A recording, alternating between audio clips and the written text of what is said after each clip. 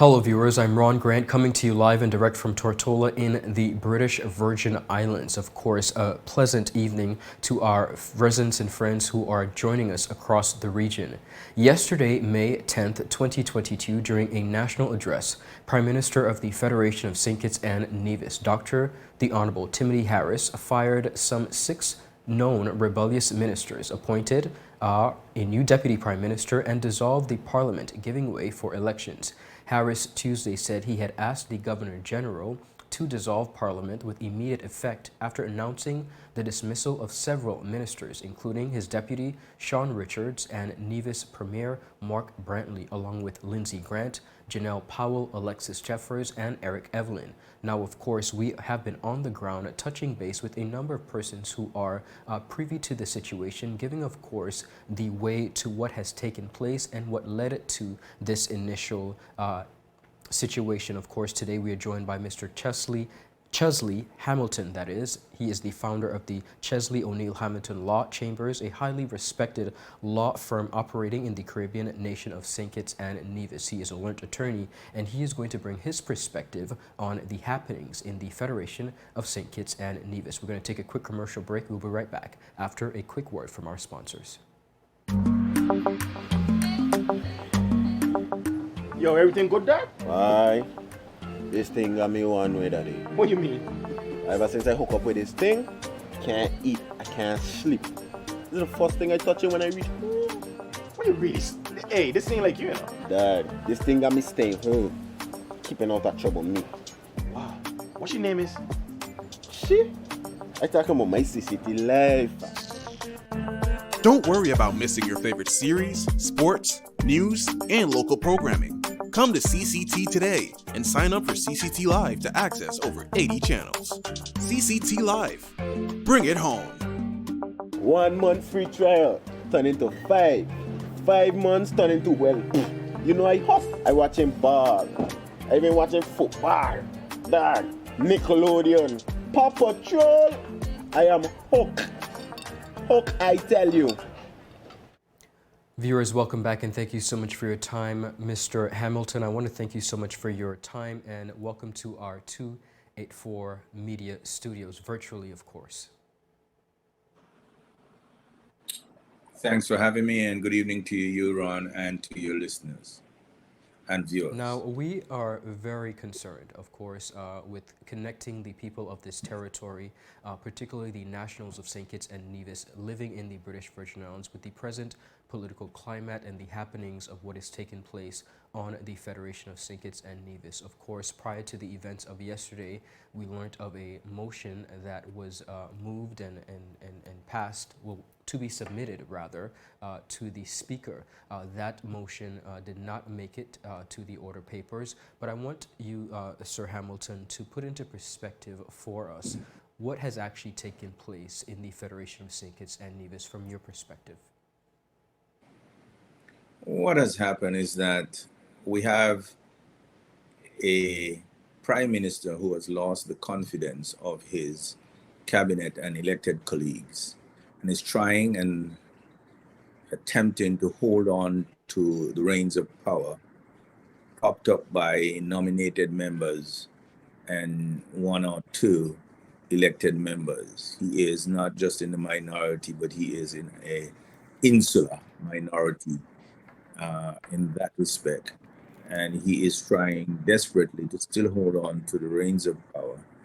And his last-ditch effort to suggest that he is firing the members of cabinet, the majority of his cabinet, and still holding on to power was what came in that broadcast. And that is the situation. It's a sad situation, but it's a situation on the ground.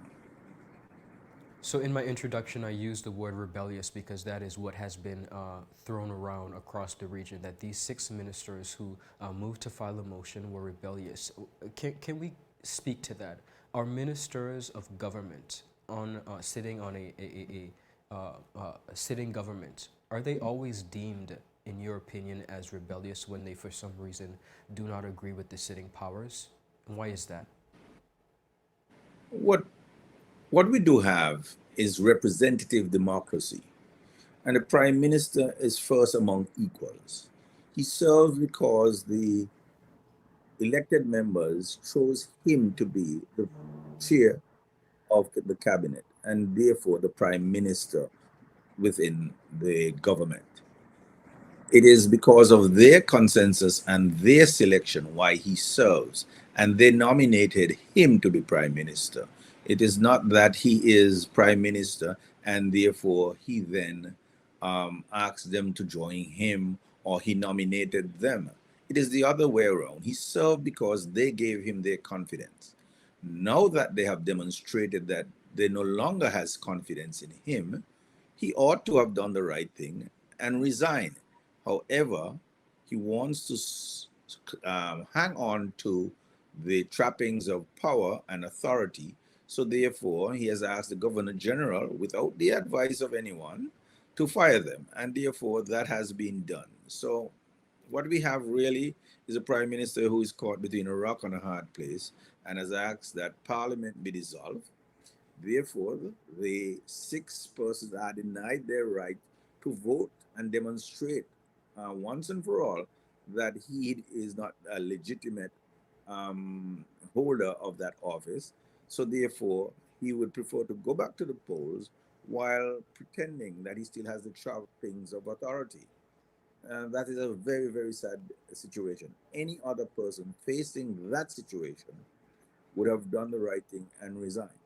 But he has asked that parliament be dissolved. He has subverted the attempt for a vote in the parliament because parliament is dissolved, so they won't be able to demonstrate it there. And they collectively, they have more elected members among them than he has within his cabinet. A sad, very, very sad situation. I understand. When you speak of sad situation, I'm going to get to that, but you also talked about the loss of confidence. Can you give me some examples? What would have led to the loss of confidence with these six members in the sitting Prime Minister of St. Kitts and Nevis? When they came together on something called the Charlestown Accord, where they agreed to a number of things that Nevis will get its fair share of the Citizenship for Investment funds. The Prime Minister will only serve 2 terms in office. And right from the start, and that they won't run candidates against each other. Right from the start, the Prime Minister started organizing in constituencies where his colleagues had elected representatives, and also he has not accounted properly for the finances of the country when it comes to the Citizenship for Investment Fund and the fair share for Nevis. So therefore, they, in and of themselves, with other, what I will call other incidental things, decided that the prime minister was not being true to his word and want him to answer certain questions. They felt that the questions were not answered to their liking, and therefore they filed a motion of no confidence and they demonstrated in writing that the majority of them were no longer supporting the prime minister. Now, with that said, you mentioned about it being a sad day in, the Federation of St. Kitts and Nevis, and we here in the BVI are not privy to our dark cloud days. Of course, you would have understood and heard of the many events that has transpired, but overall, with that being said, what is the tone, mood, and general consensus of not only the political climate? Let's start with the political climate, but then I want to segue to how do the residents of the Federation of St. Kitts and Nevis feel at this time? The residents of St. Kitts and Nevis are hoping that very shortly they can go to the polls and settle the situation once and for all. I do believe that they want that opportunity to settle it and settle it so that they can have representatives that they voted for running the government and not a government that is run by a minority of appointed members. And on the political climate, will we or are we expected to see many of the persons, for example, the very six members who were fired, are we expected to see them fight to regain their seat in Parliament? Certainly, there would be the three members of PAM that was fired going to contest the seats that they still hold, and the three members of CCM in Nevis would contest those seats, and then the PAM will also put together a team of other candidates so that they are competitive in all the seats that they feel they should run of the 8 on the island of St. Kitts. I'm really glad that you mentioned that because when you look at the makeup presently, it appears as though none of the political parties have the capacity presently to have a majority. We clearly see where one attempt at a coalition government has failed. What would be the next step in order to form a government for the people of St. Kitts and Nevis? St. Kitts Nevis, since independence, uh, St. Kitts Nevis as a federation has enjoyed coalition governments. The first government ran by Sir Kennedy Simon was a coalition government between PAM and NRP. When Denzel Douglas came to office, his first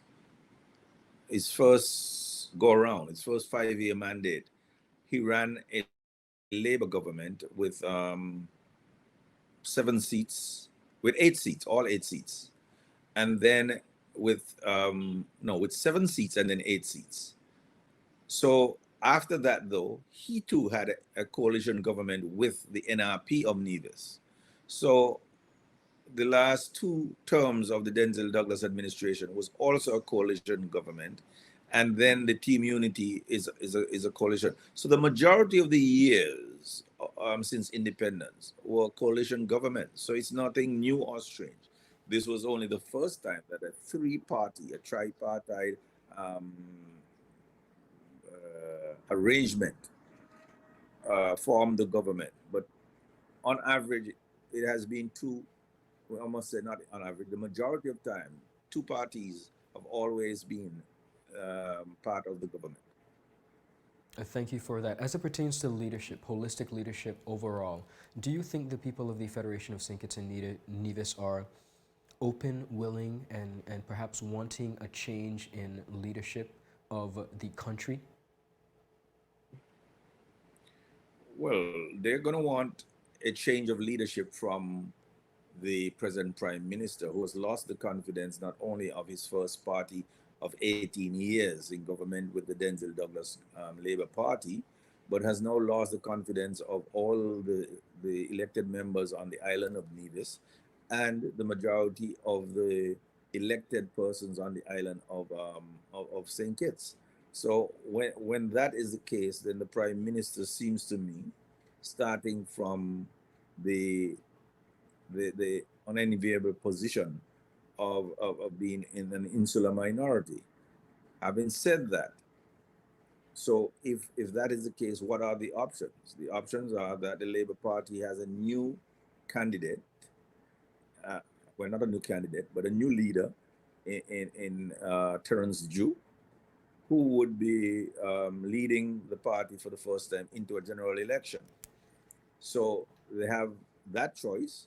They have a choice where Sean Richards has demonstrated that he has the support to lead a coalition between CCM and the People's Action Movement. So therefore, there is that choice. And then there are other political parties like the NRP in Nevis. And again, I come back to the present prime minister. So there are options. Who's going to end up leading the new government? The people will decide. Is it far-fetched when you talk about the list of candidates, Sir Mark Brantley, who is presently, or was rather, head of Nevis, still is rather, is it far-fetched, Sir Hamilton, to think that there could possibly be, in the near future, a prime minister from Nevis? That is not far-fetched at all. And as Mark Brantley has always answered that question, that every citizen of the Federation of St. Kitts and Nevis should aspire to the highest office of the land. And like anybody from St. Paul's or Keon or Bastia would aspire to be the prime minister, so too should any boy or girl born whether in Brown Hill or Charlestown or Newcastle. So therefore, it should not be far-fetched at all that someone from Nevis can become the prime minister of the Federation of St. Kitts and Nevis. Hindsight, of course, being 2020. When we look towards the future, what has taken place has already taken place. You've described it as sad and disappointing. Moving forward with a bright future and hopes for the Federation of St. Kitts and Nevis, what do you want not only the residents of St. Kitts and Nevis who are on the island, but the ones who reside and live in the British Virgin Islands who heavily participate in the electorate process? What do you want those voters to bear in mind? The ones that would catch the plane and come to the Federation just to cast their vote. What should they be mindful of moving forward? I would want them to keep in mind that this government came to office on a mandate of electoral reform, of integrity in public life, of Freedom of Information Act, and the like, an integrity agenda, none of which has been put in place. And therefore, the leader of government and the head of the cabinet is the prime minister. His colleagues are saying that he has not furthered that agenda, but has furthered the agenda of himself and his family. And they ask him to step down so that they can finish what they started. If they want to, they should come home and realize that in a democracy, majority rules, not minority. And if the majority of your elected representative and colleagues, the representatives in parliament, are saying that they want to take a new direction, I will tell them to join those people in that direction. Come home and see that the job is done. This man has been fired by Labour and he's fired by his Unity colleague. And therefore, it is time for the people to then give him the final right. He has 2 strikes. The people should give him his 3rd strike and make sure that the job is completed. With that being said, I must also ask you, there have been known attempts to really rectify the situation prior to getting to this point. Do you personally feel that it was possible for the situation to be fixed at all without getting to this point? It was possible to be fixed, but the strategy and the policy of the present prime minister was always not to honor his word. And therefore, because of that, from the outset, he started by deciding that he wanted a 3rd term. And he has people with fake profiles demonstrating that 3rd term Tim is the best prime minister and should continue to lead. And therefore, when that started out, it started undermining the agreement that it will be 2 terms and then you hand over. And therefore, they were going to put that into place. But the prime minister has not demonstrated that he wants anything to do with the founding principles of the Unity organization, because he is about his self-aggrandizement and the elevation and the exaltation of himself and his family. Understood. Sir Hamilton, I want to thank you once again for your time in bringing to light the situation and really the state of the Federation of St. Kitts and Nevis politically. Of course, the dissolution of the House, an election date has not been set. You have 90 days to do so. We do wish all of our family, friends, brothers and sisters, and the persons vying for leadership over in the Federation of St. Kitts and Nevis the utmost best. We are brothers and sisters at one, and we continue to hold you in our hearts and prayers. Thank you so much for your time. Well, thank you for having me. And I would just say that democracy has been in these 2 islands of St. Kitts and Nevis for a long time, and therefore it will continue to exist.